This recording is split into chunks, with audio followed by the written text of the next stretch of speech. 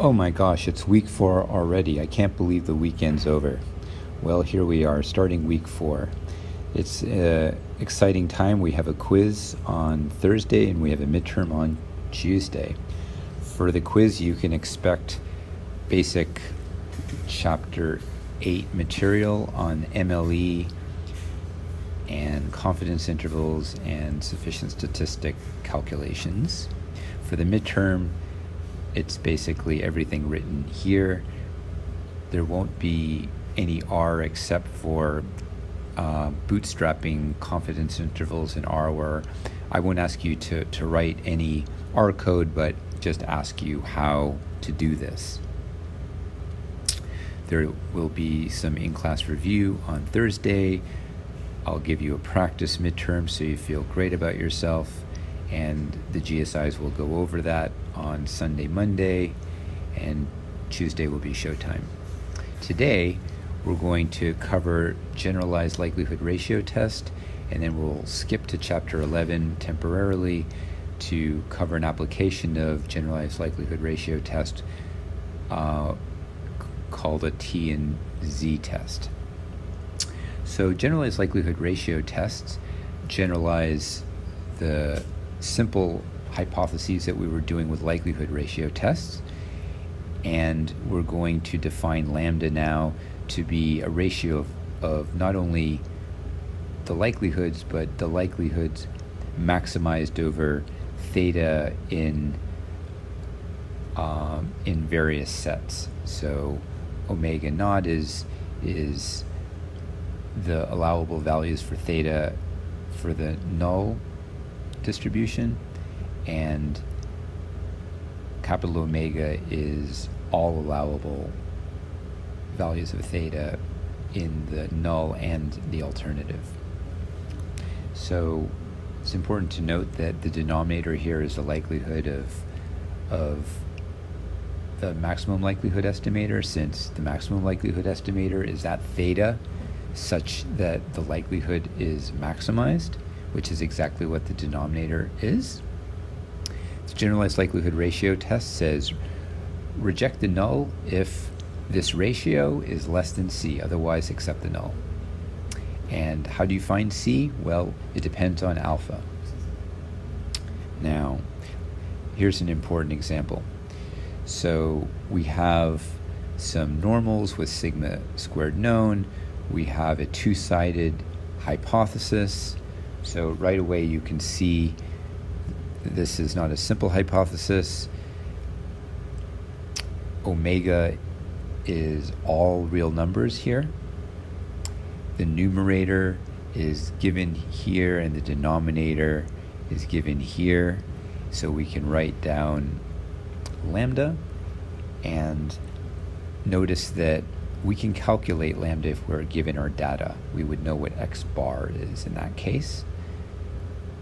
Sigma squared's already known.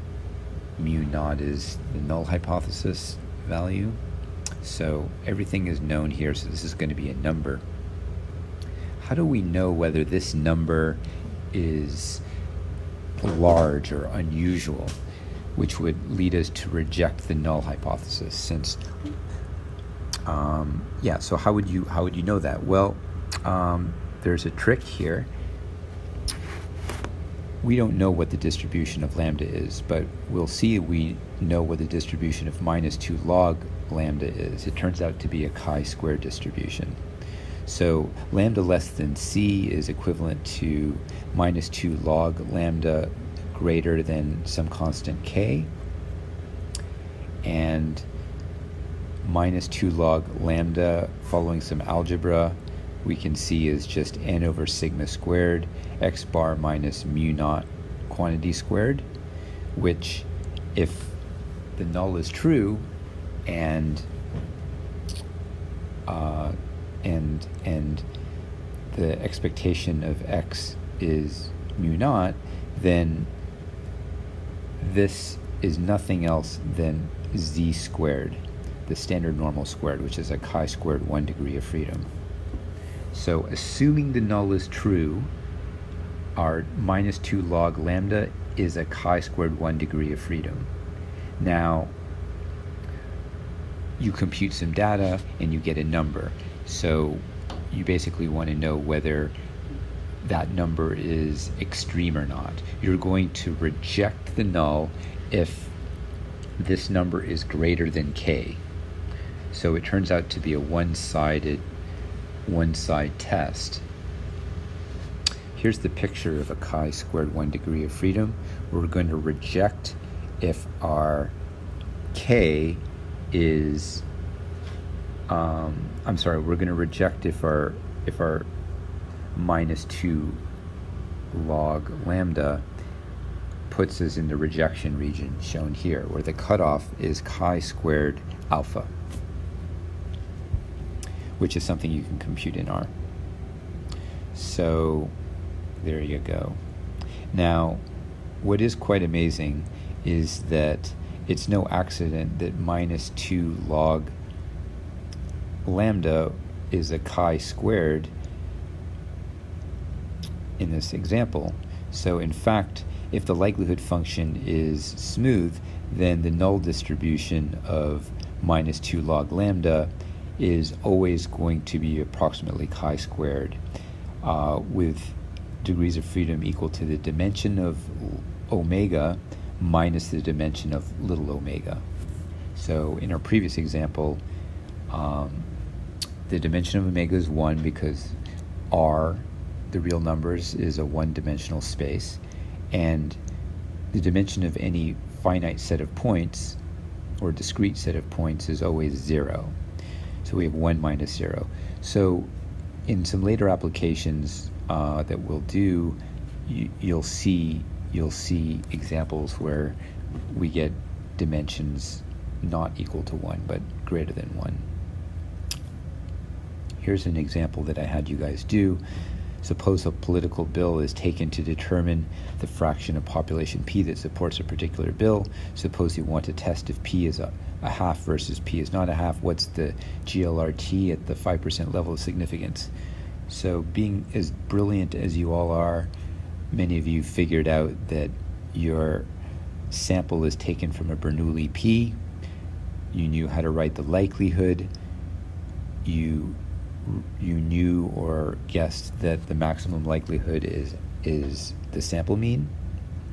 So then you were able to write out what the lambda is, and there it is. And the only place where you would actually use this is if you were given some data, and then this would be a number. So our GLRT is to reject this if it's greater than k, and now the dimension, so omega here, so this is one-dimensional.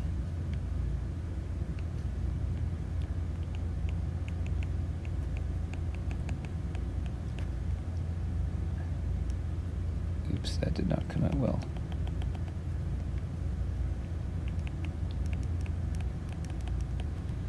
Okay, and again, W omega 0 is 0 dimensions.